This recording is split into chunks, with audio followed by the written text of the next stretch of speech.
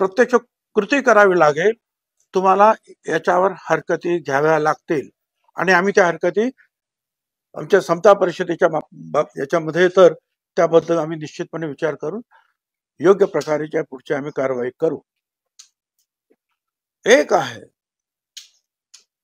माझं स्वतःचं मत असं आहे की हे सगळे सोयरे जे आहे हे कायद्याच्या कसोटीवर अजिबात टिकणार नाही असं माझं मत आहे.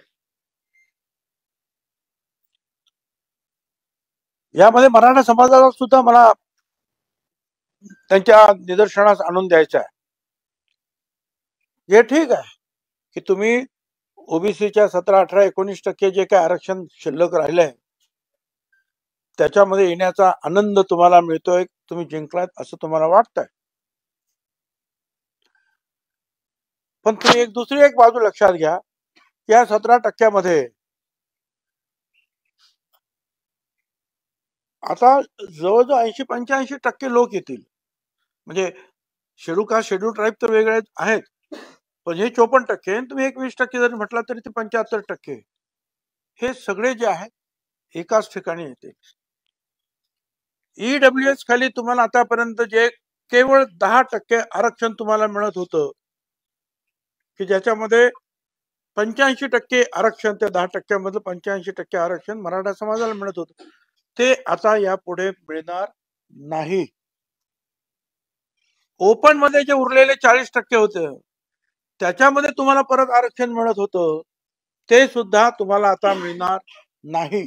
आक्षेप वगैरे ही एक कार्यपद्धती असते, ती कार्यपद्धती त्या ठिकाणी जी काही असेल ती पूर्ण केली जाईल.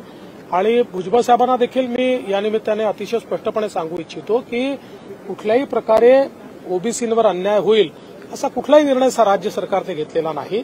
किंबहुना जी काही त्या ठिकाणी नोंदी असलेल्यांना प्रमाणपत्र मिळण्याकरता ज्या अडचणी येत होत्या त्या अडचणी आपण दूर केलेल्या आहेत. ज्यांच्या नोंदी नाहीत किंवा ज्यांच्याकडे कुठला पुरावा नाही अशा लोकांना देण्याच्या संदर्भातला निर्णय नाहीये. तर ज्या लोकांचा खऱ्या अर्थानं कायदेशीरदृष्ट्या अधिकार होता पण त्यांना ते मिळत नव्हतं किंवा त्याच्यामध्ये खूप कार्यपद्धती क्लिष्ट होती किंवा कार्यपद्धती अशी होती की त्यांना ते मिळूच शकत नव्हतं, अशी कार्यपद्धती सोपी करून त्यांना मिळण्याचा रस्ता मोकळा केला आहे. त्यामुळे मला असं वाटतं की या सगळ्या गोष्टीचा अभ्यास केल्यानंतर भुजबळ साहेबांचं देखील या ठिकाणी समाधान होईल. कारण आमची पहिल्या दिवशीपासून भूमिका आहे की ओबीसी समाजावर अन्याय होऊ द्यायचाच नाही, त्यामुळे आम्ही तो होऊ दिलेला नाही.